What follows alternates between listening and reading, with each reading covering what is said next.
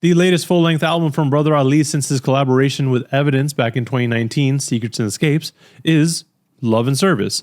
And this time around, he's teamed up with producer unJUST, which, now as I say it, these two projects seem like opposites of each other, not just in title, because on that album, he had a bit more, serious and ominous tone at times, whereas this time around, it's a bit more peaceful sounding and a little bit more along the lines of what I listen to Brother Ali for.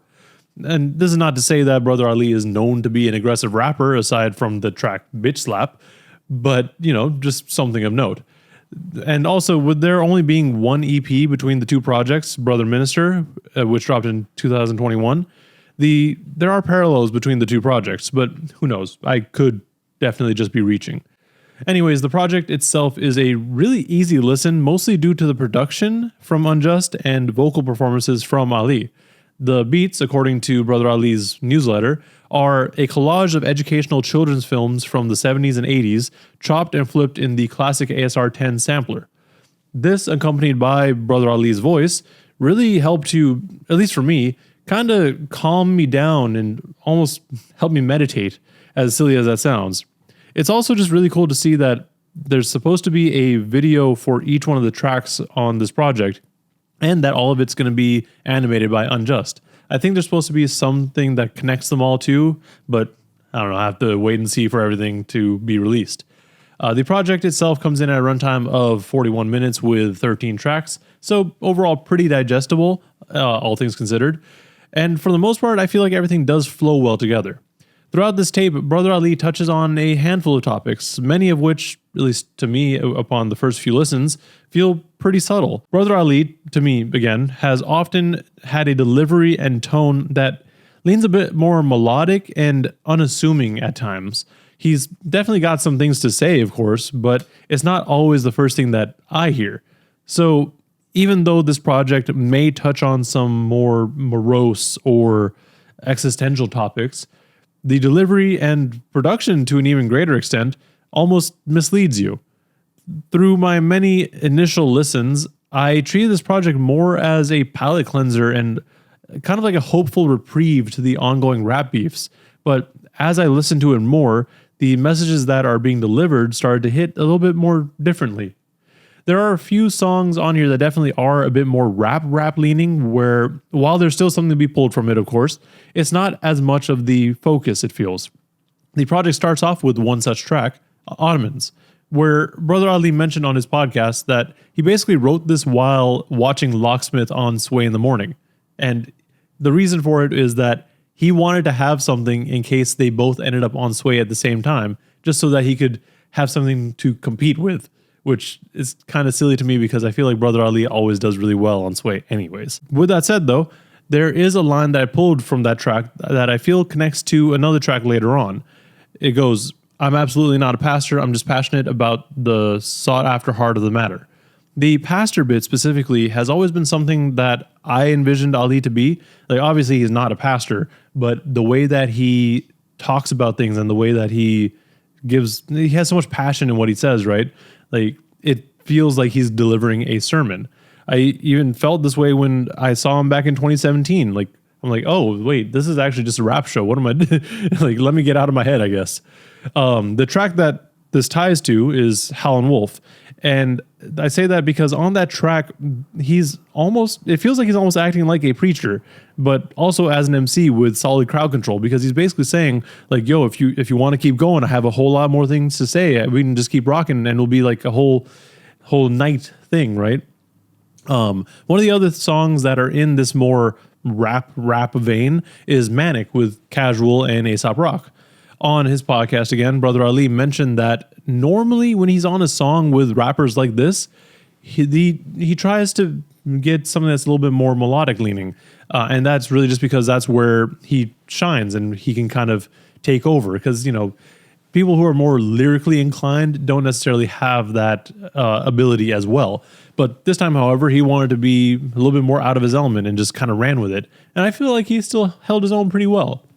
Moving through the rest of the track list, everything again does flow pretty well together. He leans well into addressing major social issues, such as what's going on in Gaza with the collapse, where in the intro he mentions everyone kept dancing while it was all collapsing, the warning lights were flashing, but they just found it dazzling, which of course could be connected to any sort of major event, like all this stuff is happening around you, but then there's also people like actively trying to avoid it and not really pay attention to what's happening, like kind of like downplay it almost. He also addresses racial issues in America with the track Cadillac. This track, it could either be a story that Ali was in, so it's either a story about Ali and his father-in-law, or it's a story that he's heard from a close friend or just something that's been repeated often. Long story short, the two were driving in a Cadillac back in the day. They got pulled over because of, someone reported them. And basically what had happened is the police got the wrong person. It just so happened that they fit the description of two black men that these people reported.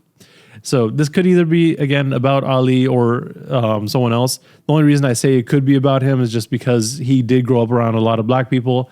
So, the way that these things can be seen, whatever. But it very well could just be a story that he's been told so many times that he's like, yeah, let me talk about it. It does also end kind of sad because he talks about how the father-in-law recently passed away. But, like he also delved deeper into the father-in-law, talking about how he's probably dealt with all this stuff throughout his entire life and just kind of kept it hush-hush almost, which kind of goes back into the collapse where it's like, yeah, these are like major things that are happening, but we're just gonna pretend it's not a big deal, I guess. Ali does get back to some bigger conceptual thoughts with ghosts, where he's talking about all the people that have been in his life at one point or another, whether they're still here or not, or like they've had issues, and whatever reason that they are not actively in each other's lives, he is still very grateful that they were in his life at some point, because that's how he became who he is. Like he's taking all these lessons from the people that have been in his life. Most of the topics were wrapped up with the title track, Love and Service. And although this one does well as a conclusion, the remaining two tracks make perfect sense. The project does end with a pretty positive vibe, I feel. With Worthy, the main takeaway is that we're all worthy of love. Like that is it. Like I think that says a lot. And I'm sure the initial response for a lot of people is just like, oh well, yeah, obviously. Kind of like a like when people say they're depressed and other people are like, oh, have you tried not being sad? Like, yeah, like sure, of course.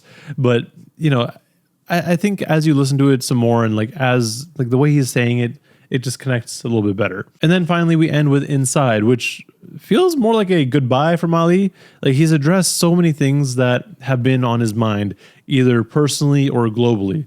And he just can't let these things stay on the inside. He has to get these thoughts out and these emotions out, which again is a really nice way to round out an album, because you could probably think to yourself that there's a lot going on in your life that we may default to just, okay, we're going to subdue it. We're going to keep it to ourselves. It's not, we don't want to worry other people, but it's probably not the best way to go about things. Just let it out. Just talk about it.